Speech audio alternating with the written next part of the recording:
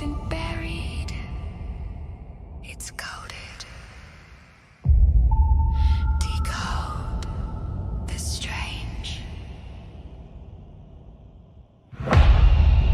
In the circuits of the unknown, where the logic breathes and the data flows, we question what the code has shown and spark the light when no one goes. Clearly learned voices collide. Be warned, this presentation will be disturbing to some listeners. Viewer discretion advised. You know, usually when we pull these intelligence reports for a deep dive, we're looking at, well, state actors. Right. We're analyzing sophisticated APTs out of China. Yeah. Or, these ransomware gangs in Eastern Europe that have HR departments and 401ks. It's almost corporate. It's structured, predictable in a way. Exactly.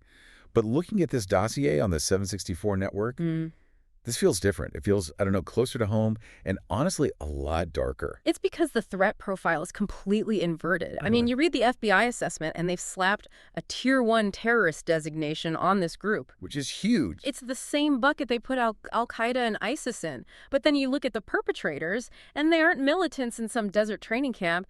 They're 13-year-olds in their bedrooms in Idaho or Leeds.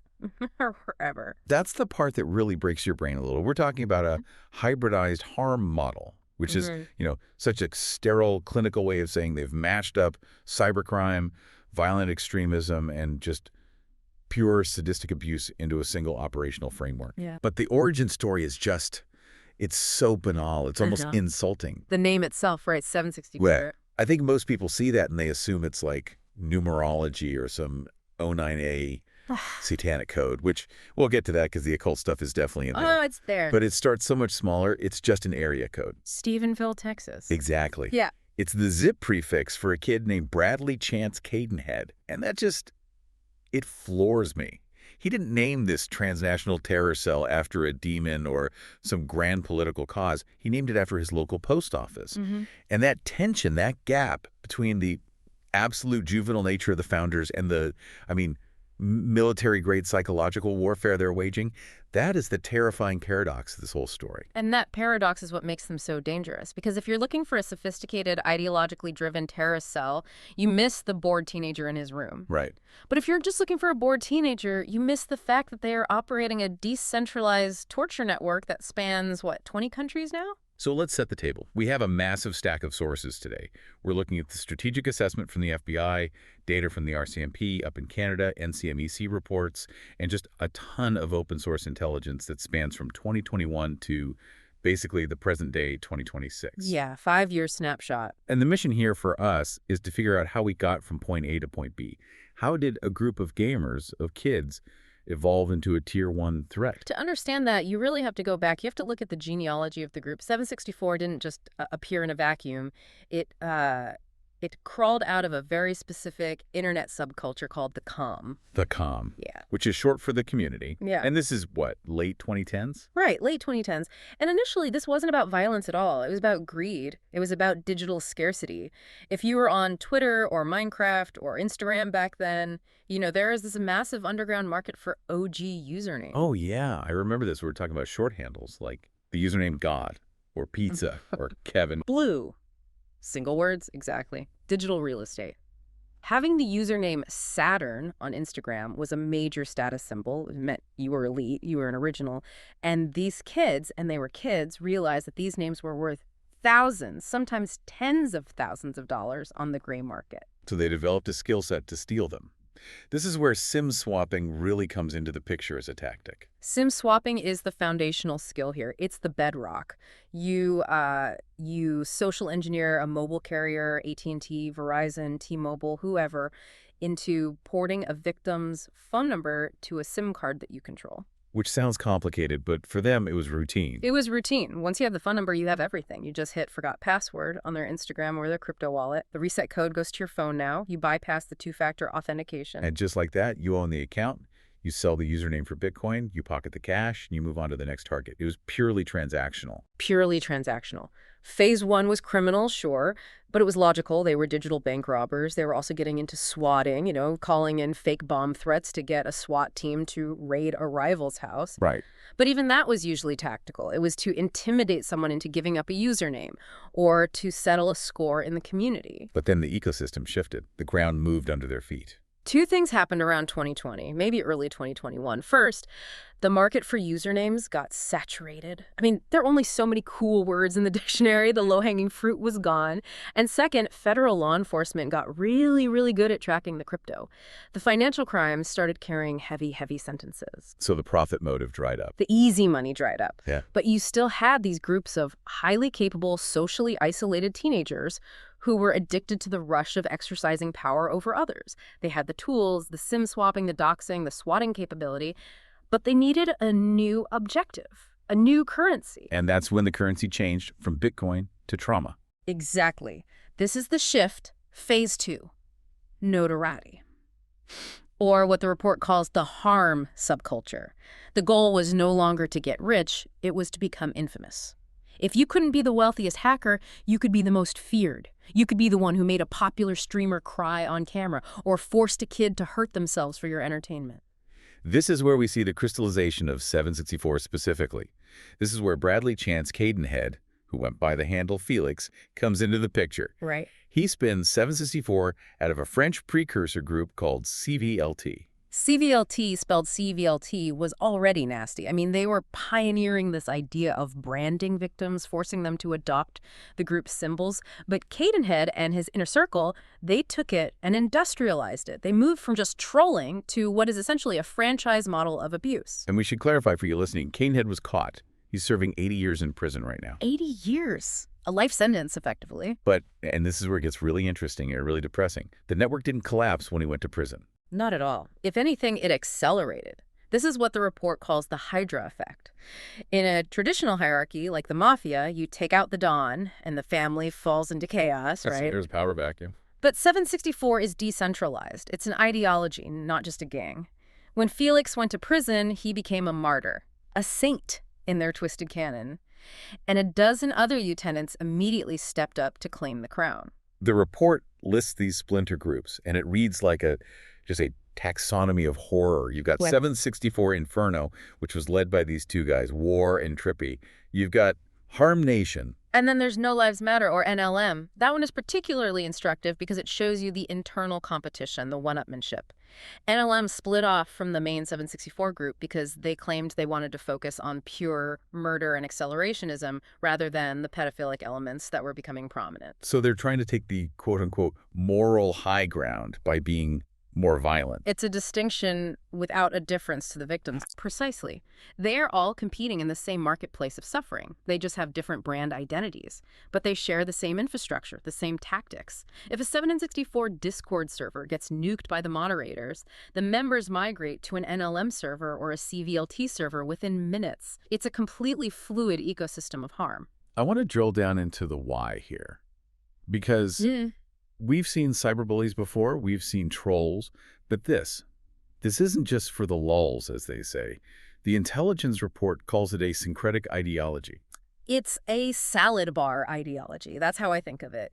They take bits and pieces of the worst ideas in human history and they just paste them together to justify what they want to do anyway. Yeah. You have neo-Nazism, you have Satanism, you have this political theory called accelerationism. It's a real grab bag. Let's unpack the O9A connection because that seems to be the glue holding a lot of this together, the Order of Nine Angles. Yeah, O9A is critical to understanding the psychology of these kids. It's a British neo-Nazi Satanist group from the 70s, which sounds almost ridiculous. Sounds like something from a movie. Right. But it has had this massive, massive resurgence on platforms like Telegram and Discord.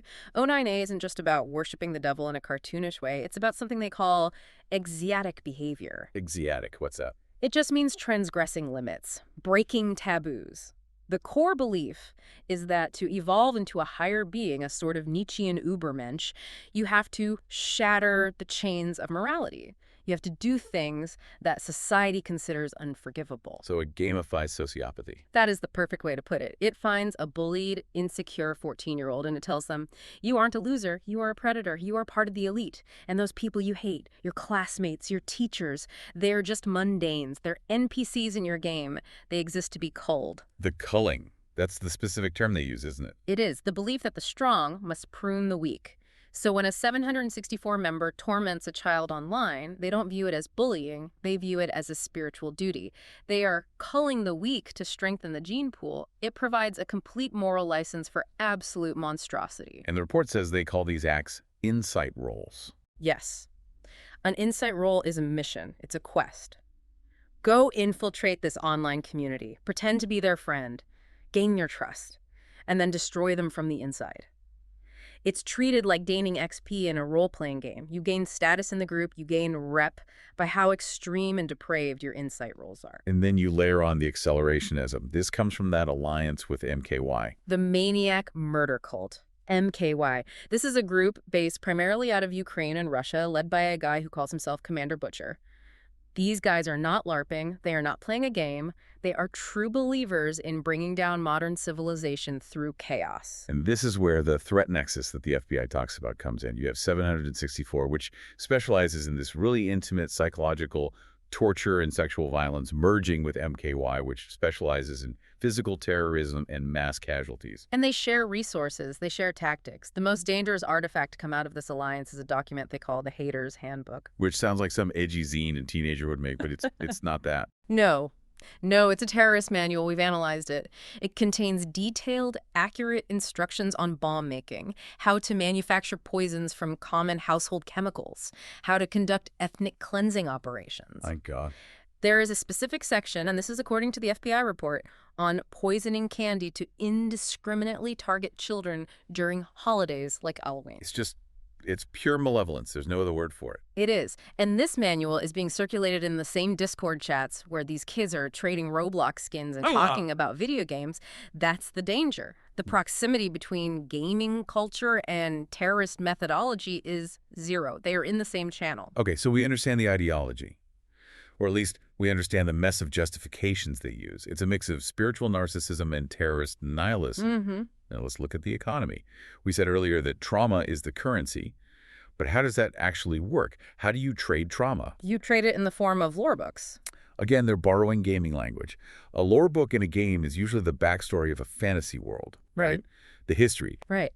But in the 764 ecosystem, a lore book is a dossier. It is a comprehensive digital asset that represents the total and complete destruction of a victim. So, what's in the folder? What makes up a lore book? It's standardized. That's the chilling, business-like aspect of it. A complete, high-value lore book has 4 key elements. First, you have the docs. The personal information. Everything. Name, address, school, parents' phone numbers, their work addresses, social security numbers. Wow. Everything needed to locate and terrorize the target in the real world. Okay, that's part one. Second, the comp. It's short for compromise. This is the leverage. Usually is intimate images, nudes obtained through coercion or by hacking their accounts. Right, the blackmail material. Exactly. Third is the degradation. This is the hardest part to read about in the reports. These are videos. The predator forces the victim to perform acts on camera to prove their submission. Acts like what? We are talking about eating feces, drinking urine, cutting themselves, killing family pets on a live stream. And fourth, the final piece is the submission. This is the psychological trophy. It's chat logs. Screenshots of the victim begging, please stop, I'll do anything. I love you, master. Why do they want the chat logs? That seemed redundant if you have the videos. Because it proves dominance. It validates the predator's status. It shows, I didn't just hack this kid, I broke their soul, I made them love me while I destroyed them. And these lore books are stored where? How do they share them? In vaults, usually encrypted cloud storage.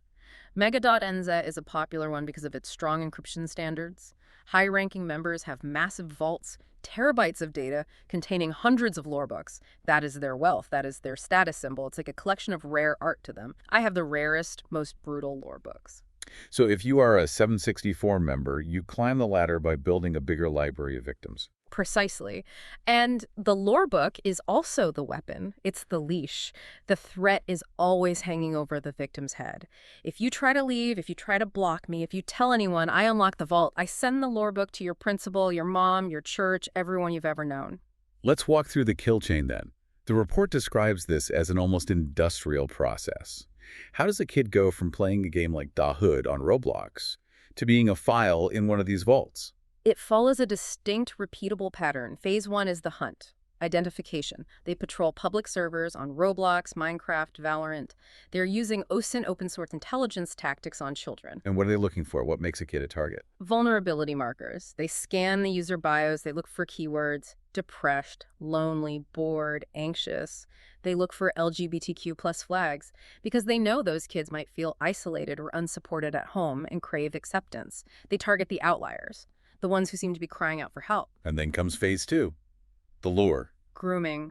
But it's incredibly sophisticated. They don't start with threats. They start as the savior. Oh, wow. Hey, I saw those other players bullying you. That's not cool. I can protect you.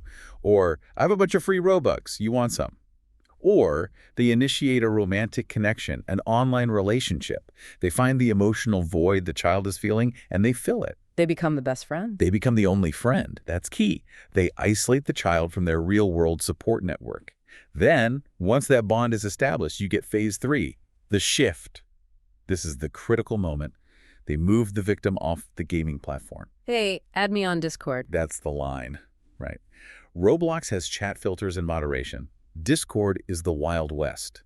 Once they migrate the victim to a private Discord server, which is their command center, or to Telegram, the safety rails are completely gone. And that leads directly to phase 4, the hook. Compromise.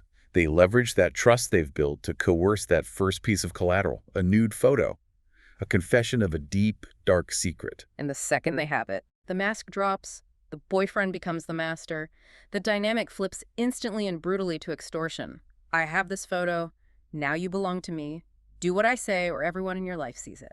And then finally, phase 5, escalation. This is where the systematic abuse happens. This is where they demand the cut signs. Explain that. What is a cut sign? They force the victim to carve specific identifiers into their own skin with a razor blade or a knife. The number 764, the number 676, another associated number, the predator's username like war or trippy. It is a literal branding of human livestock. It's a mark of ownership. There's a specific psychological tactic mentioned here called spawnism. And this feels like the most insidious part because it weaponizes the child's own imagination against them. Spawnism is a gamified cult theology. It is a belief system designed specifically for the Roblox generation. They convince the victim that their real life, their physical body, their family, their school is just a glitch, that they are broken code, an error in the matrix. And how do you fix a glitch in a game? You respawn. In a video game, if your character is stuck or bugged, you kill your character and you respawn fresh, back at the start. Oh, no. 764 uses this exact metaphor to push kids towards suicide. They tell them, if you endure this pain, if you cut yourself, you are releasing the glitch. You are purifying the code. And if you die, you will respawn in a better reality, a new server where we are all kings and you will be with me forever. So they're bypassing the fundamental survival instinct by framing death as a game mechanic. Exactly. It makes self-harm a logical, even necessary step toward winning. It is a devastatingly effective manipulation on a 12-year-old mind that can't always distinguish between game logic and real-world consequences. Now, we've talked about the digital side, but the hybridized harm model means this spills into the physical world. This is what the report calls cyberkinetic warfare. Yeah, it doesn't stay on the screen. We all know about swatting. We've talked about that for years. But 764 has evolved beyond just calling the police. They used something the report calls violence as a service. You mean things like bricking and firebombing? Bricking is exactly what it sounds like. They pay someone to throw a brick through a victim's window. But the mechanics of it are like Uber Eats for violence. Oh, so. A 764 leader in Greece wants to terrorize a victim in Idaho. He goes onto a localized Telegram channel for that city. He posts the address and says, $500 in crypto to anyone who throws a Molotov cocktail at this porch and films it. And people just take the job. Local criminals, other disenfranchised teenagers looking for quick cash. Yes. They pick up the contract. They film the attack as proof of work. They send the video. They get paid in Bitcoin. And the victim's house is now on fire. It effectively crowdsources terrorism. It's an open market. It creates a situation where the predator doesn't even need to be in the same country, on the same continent, to burn your house down. It's overwhelming. I'm listening to this and I'm thinking, what does a parent even look for? Because these kids are hiding this with everything they have. They are. They're terrified. But there are signs. There are always indicators. The report breaks them down into 3 categories: physical, digital, and behavioral. Okay, let's start with physical. Obviously, the cuts are the big one. The cut signs are specific. If you see scratches on a thigh or an arm that look like numbers 764, 676, 7997, or names like War, Trippy, Felix, those aren't random acts of self-harm. Those are brands. They mean something. Also, look for geometric scars, pentagrams, strange sigils. And the concealment that comes with it. Exactly. Wearing long sleeves in July, hoodies up constantly, even inside, refusing to go swimming, hiding the thighs, the upper arms, and hair loss. A common degradation tactic is forcing victims to cut or eat their own hair. If you see patchy, unexplained hair loss, don't just assume it's stress. You have to ask questions. Okay, digital signs. What are we looking for on the screen in the bios? The codes themselves: 764, 676, NMK 555. If those numbers are in a username, a bio, or a status update, that is a high confidence indicator of involvement. Also, the emoji language, the blood drop emoji, the knife, the black flag, and weirdly, the Orthodox cross. The Orthodox cross. Why that one? They've appropriated it, most likely due to the Eastern European influence of MKY. It's a gang sign for them now. It's a way of signaling to others in the know. And the slang. We heard comp earlier. Right. If you hear a kid say, "I'm comped," that means I am compromised. I'm being blackmailed. Beam, or beamed, means my location was tracked. And the word TOTES, that stands for topics, which is their utterly dehumanizing word for victims. Behavioral signs. The report mentions pet avoidance, which is chilling. This is a massive, massive red flag. If the family dog or cat who used to love the child is suddenly terrified of them, or if you find unexplained injuries on the pet, you have to investigate. Coerced animal abuse is a standard initiation rite in 764. It's often the first step they demand before moving on to self-harm. Wow. And unexpected wealth. Right. Seems counterintuitive, but if your kid suddenly has a subscription to Discord Nitro, which costs money, or they have thousands of Robux, the in-game currency for Roblox, and they say, "Oh, a friend gifted it to me," that is the grooming payment. That is the bait on the hook. Okay, so we know what it looks like. Now let's talk about the response. We said at the top, this is a tier 1 threat. The FBI is involved. What's being done? The response has been significant, especially in the last year or two. Law enforcement is finally treating this with the seriousness it deserves. Let's talk about Operation 764 Inferno. This was in 2025. This was a big one. A major decapitation strike. The FBI coordinated with Greek authorities. They arrested Leonidas Varagianis, known as War, in Athens. At the same time, they arrested his number 2, Prazan Nepal, who went by Trippy, in North Carolina. And the charges were not online harassment. No, they charged them under the CCE statute, the Continuing Criminal Enterprise statute. That is the law they use for cartel kingpins and mafia bosses. It carries a mandatory life sentence with no parole. That's a statement. That's sending a message. It sends a clear message that the judicial system is finally catching up. They aren't treating these as kids making mistakes online anymore. They're treating them as leaders of a transnational criminal syndicate. They also managed to get the MKY leader, didn't they? Mikhail Chikvishvili, Mkinder Butcher, yes. He was indicted for the mass casualty plots, like the poisoned candy plan. So the heads of the Hydra are slowly being cut off. But there are still challenges. Huge challenges. The main one is age. It is incredibly difficult to prosecute a 13-year-old lieutenant for terrorism in federal court. The juvenile justice system is designed for rehabilitation, not for handling hardened, ideologically motivated extremists. And the jurisdictional nightmare. An absolute nightmare. You have a leader in Greece, a victim in Idaho, a server hosted in Russia, a gaming platform based in San Francisco. Coordinating the subpoenas and evidence collection across all those borders alone takes months. And by the time they got the data, the group has already migrated to a new platform. Okay, let's get practical, because this is the part that matters most to anyone listening. Yeah. If you find a lore book on your kid's phone, if you see the number 764 carved into their skin, the visceral parental instinct is to scream, grab the phone, smash it with a hammer, and delete everything. Which is the single most dangerous thing you can do. Yeah. Walk us through why. Why is that the wrong move? 2 critical reasons. One, the obvious one, is that you're destroying the chain of evidence the FBI needs to build a case and prosecute these guys. But two, and this is the really scary part, dead man's switches. Explain what that is. These networks are paranoid. They assume everyone is a Fed or a traitor. If a target suddenly goes dark, the phone turns off, the account gets deleted, they stop responding in the chat. The predator assumes they've been compromised or reported to the police, and the standing order is often to burn the victim immediately. So silence equals escalation. Exactly. If you delete the app, they might immediately leak the nudes to the entire school or call in a SWAT team to your house as punishment. You cannot just pull the plug, you're triggering their trap. So what is the protocol? What is step one? Step one, airplane mode. Immediately. Why airplane mode specifically? It severs the connection instantly, so they can't remotely wipe the device or track its GPS location, but it keeps all the data intact on the phone for law enforcement to analyze. It freezes the crime scene without alerting the criminals. Okay. Airplane mode is on. The device is safe. Step two. Anti-swatting. You need to call your local police department on a non-emergency line. You tell them, my family is being targeted by an online extortion ring known for swatting. Please flag my address in your system. And that way, if a call comes in saying there's a hostage situation at your house, the dispatchers see the flag and know to be cautious. Exactly. They know it's likely a hoax. It prevents the police from kicking down your door with guns drawn, which saves lives. It has saved lives. Step three is reporting to the right people. Go to the pros. IC3.gov, which is the FBI's Internet Crime Portal, 1-800-THE-LOST, which is the National Center for Missing and Exploited Children, or NCMEC. In Canada, it's cybertip.ca. These are the agencies that have the dedicated Tier 1 task forces for this kind of threat. Now, for the blackmail material itself, the photos, the comp, this is where the tech is actually caught up in a good way. There's a tool from NCMEC called Take It Down. I think a lot of parents hesitate to use these services because they think, I don't want to upload my child's nude photo to some government website. Right, but that's not how it works, and it's so important people understand this. It's cryptographic.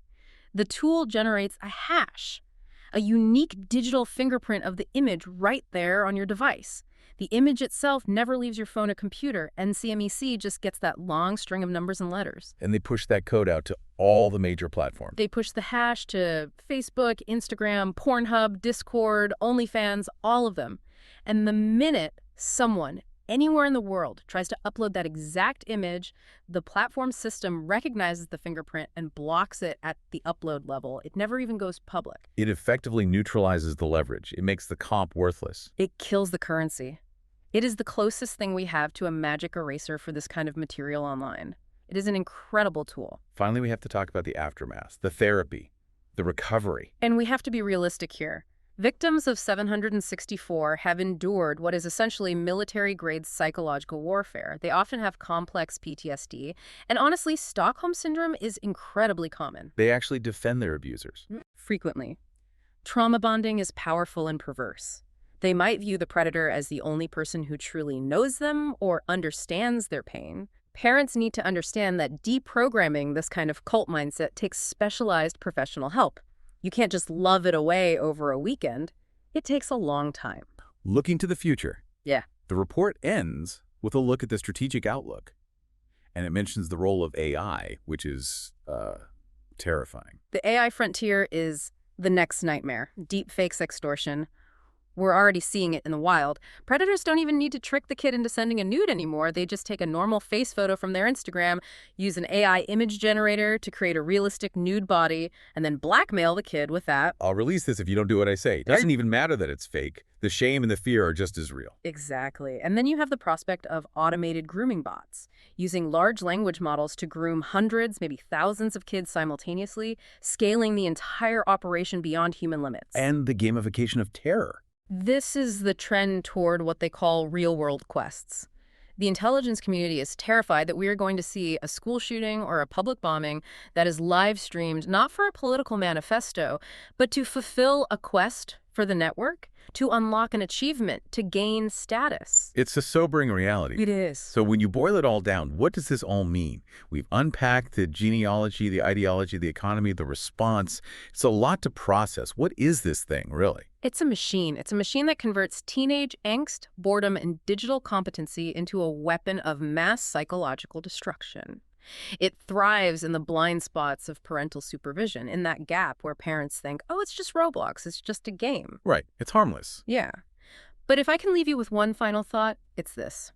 We have spent decades, generations, teaching children stranger danger. We taught them to watch out for the creepy van with the candy. We taught them that the predator is out there in the physical world. But the landscape is completely inverted. Completely. The predator isn't in a van anymore. He's in the living room. He's sitting on the reachable couch right next to your child, disguised as a pixelated teammate in a game that looks innocent. And he doesn't want to kidnap them physically. He wants to colonize their mind. And that is the challenge of our time, learning to see that invisible threat. Exactly. We're going to leave it there for this deep dive. This is one you might want to listen to twice, or maybe share with the parents in your circle. Stay vigilant, stay informed, and check those devices. We'll see you next time. Take care.